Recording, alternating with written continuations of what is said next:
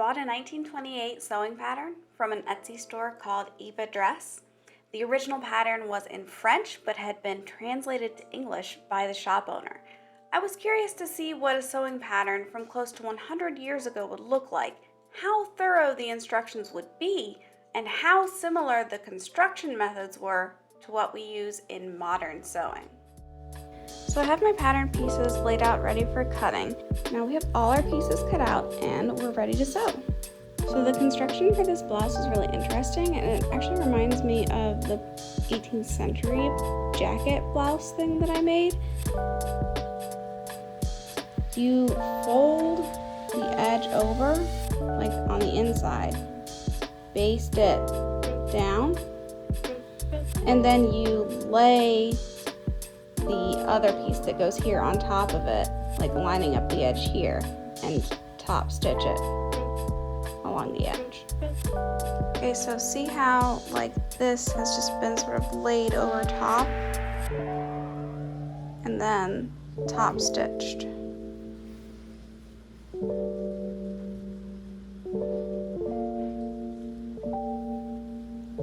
Not sure I'm loving this contrasting color thread. Thought it would look really cool. But now I feel like it's just showing how uneven my stitching is. But I'm gonna roll with it. I just need to remove the basting stitches.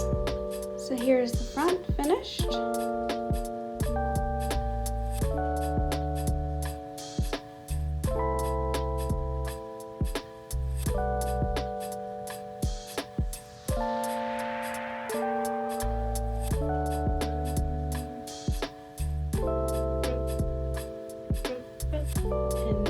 We just have to do the same thing for the back. So here we have the front and the back assembled. And I haven't decided, I think I might make a lining for this because the fabric is very sheer. I haven't quite decided yet, but that may be my next step. So what I've done here to make the lining is I've folded over my front constructed piece, smoothed it out as much as I can. Because of the seaming, there's like a little bit of wrinkles, but I want to make the lining out of one piece of fabric. So I've just lined up the edges, and now I'm going to cut my lining piece out using my front piece as a guide rather. And then I'm going to do the same thing for the back. Okay, so now because I am not a huge fan of this contrasting thread, I think it just really, you can just really see where I wasn't, doing the best job. What I'm going to do is I'm going to use this embroidery thread. And I'm going to just do like some little accent stitches up along here. Make it decorative. Maybe you won't notice the uneven stitching if there's these little like embroidery accents. And it'll just make it more fun. Look at how cute this embroidery looks. Isn't it just adorable? I think it really helps. So here is the tie. We have the two pieces of the tie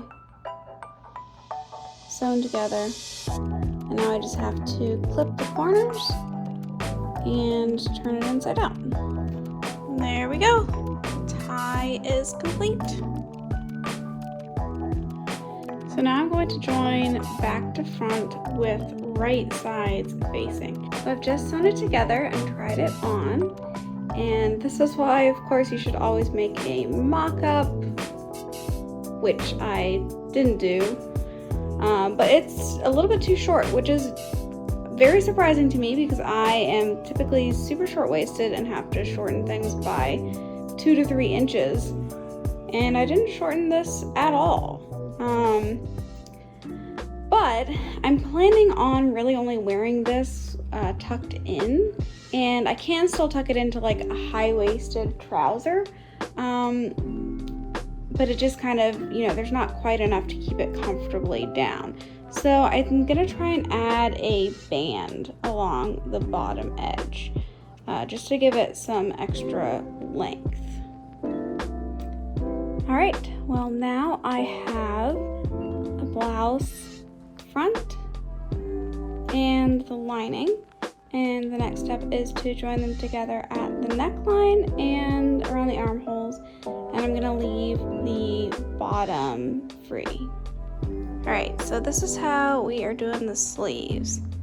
This is the outside of the garment, and it is folded under, and then the inside lining is also sitting in there, folded to the inside.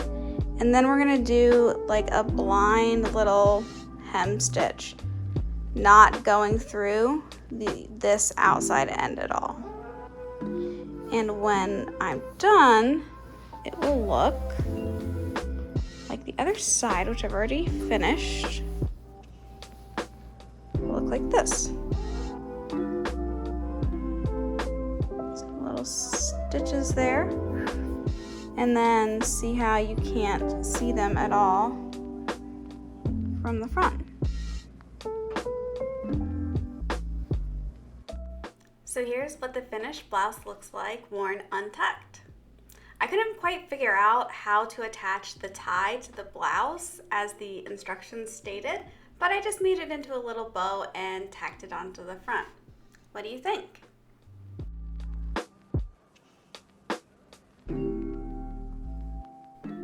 And here's what it looks like worn tucked into a pair of high-waisted pants. Let me know in the comments below which way you like better. Personally, I'm leaning towards the tucked in look. As always, if you enjoyed this video, please give it a like, and if you want to see more videos like this on sewing and historical costuming, then subscribe to my channel.